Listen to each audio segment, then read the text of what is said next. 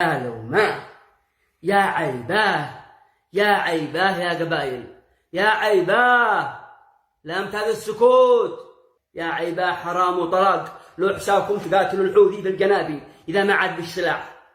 أنا أبو أصيل، اصحوا من غفلتكم، اصحوا من غفلتكم وهبوا هبة رجل واحد.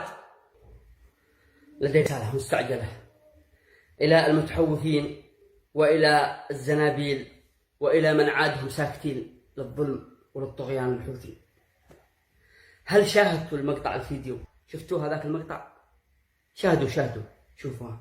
سجن وهو حفاظا علي من أجل أخرج وأسبب الخروج لهذه المرأة الضعيفة.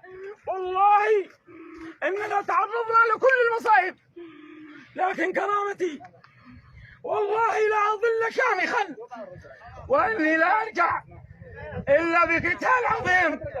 اليوم علينا الكرامة وحفاظ الكرامة. والسلام عليكم ورحمة الله وبركاته. يا لوماه، يا عيباه، يا عيباه يا قبائل، يا عيباه لا امتاز السكوت، يا عيباه حرام وطلاق. لو حسابكم تقاتلوا الحوثي في الجنابي إذا ما عاد بالسلاح.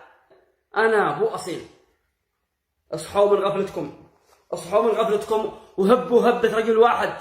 لا حوثي بعد اليوم، لا سلالي بعد اليوم، من أجل أجيالنا لا يفسدوا عقول أجيالنا.